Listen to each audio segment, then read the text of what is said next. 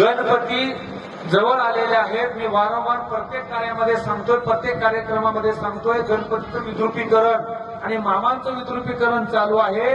मामांना सोंड बसवली जाते आणि मामा गणपतीच्या रूपात बसवला जातो।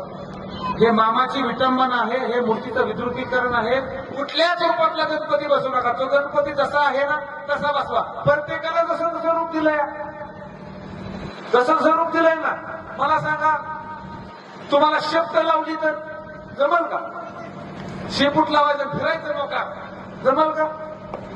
बाहेर फिरताना 4 वेळा आरशावर बघून पावडर लावतो या, कडक कपडे घालतो या, स्वतःच इतकं आखीवर येतो लागतं। मग माझ्या मामाची विटंबना का? हे फोटो दाखवतो बघा मी तुम्हाला, इतकं वाईट वाटतं बघताना की मामांच्या मूर्तीची काय विटंबना करून ठेवलेली आहे। महाराज मंडळी ही मामाची मूर्ती आहे, भली मोठी सोंड लावली तर त्या कॅमेऱ्यामध्ये तुम्हाला युट्यूबवरती बघायला भेटेल।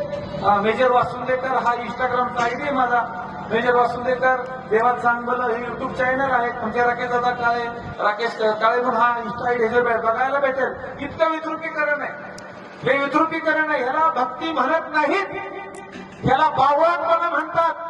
मामांच्या मूर्तीला सोंड लावून गणपती सारखा करून बसवणं म्हणजे भक्ती नव्हे, ही बावळटपणा आहे, ही पापाचं धनी होणं आहे। पापाचं धनी होऊ नका। गणपती गणपती आहे, मामा मामा आहे, त्याला एक करू नका आणि मामाच्या रूपातला गणपती बसवू नका। सगळं वेगवेगळं ठेवा।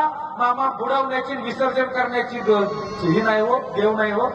आयुष्यभर पूजा गेलं तरी त्या भगवंताची पूजा करा एवढी विनंती सर्वांना करतो। सुंदर अशी भक्ती सर्वांनी करा अशी